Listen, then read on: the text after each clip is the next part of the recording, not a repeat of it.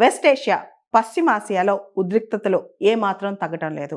యుద్ధం మొదలై నెల రోజులు పూర్తయింది. అయినా కానీ అమెరికా, ఇజ్రాయెల్ ఒక పక్క, ఇరాన్ మరో పక్క యుద్ధం ఒకళ్ళపైన ఒకళ్ళు కాలు దూకుంటూనే ఉన్నారు, అటాక్స్ చేసుకుంటూనే ఉన్నారు. అయితే ఈ యుద్ధం కారణంగా ఇరాన్ తన బ్రహ్మాస్త్రాన్ని వదిలింది. అదే హార్మూజ్ జలసంధి. మనకు తెలుసు, ఇరాన్ హార్మూజ్ జలసంధిని మూసేసింది.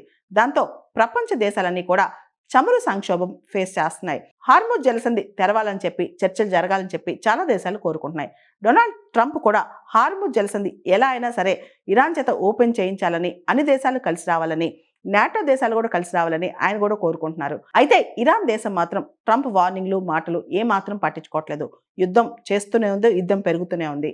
ఈ క్రమంలో అమెరికాలో కూడా రకరకాల పరిణామాలు చోటు చేసుకుంటున్నాయి. ముఖ్యంగా ఈ తరుణంలో మనం చూస్తే గనక అమెరికాలో హోంల్యాండ్ సెక్రటరీ క్రిస్టి నోయెం కావచ్చు, అటార్నీ జనరల్ పామ్ బాండిల్ పదవులు పోయాయన్నమాట. తాజాగా మరో సంచలన వార్త చక్కర్లు కొడుతోంది. అమెరికా ఆర్మీ చీఫ్, ఎవరైతే ఆర్మీ చీఫ్ మనకు తెలుసో, ఆర్మీ చీఫ్ పదవి చాలా కీలకం. అమెరికా యొక్క ఆర్మీ చీఫ్ రాండీ జార్జ్ను బలవంతంగా పదవి నుంచి తొలగించారని ఒక సమాచారం వస్తోంది. ఈ మేరకు అమెరికా యొక్క డిఫెన్స్ సెక్రటరీ పీట్ హెగ్సెత్ కొన్ని వ్యాఖ్యలు చేశారు. అమెరికా ఆర్మీ చీఫ్ పదవి నుంచి తొలగించాలని చెప్పి అమెరికాలోని రక్షణ విభాగం నిర్ణయం తీసుకున్నట్టు తెలుస్తోంది. ఇదంతా చూస్తుంటే అసలు యుద్ధం ఎటువైపు వెళ్తుంది, అమెరికా డిఫెన్స్ స్ట్రాటజీ ఎటువైపు వెళ్తుంది, అమెరికా ఏం చేయబోతుంది అనే ఆలోచన అందరి మదిలో వస్తోంది.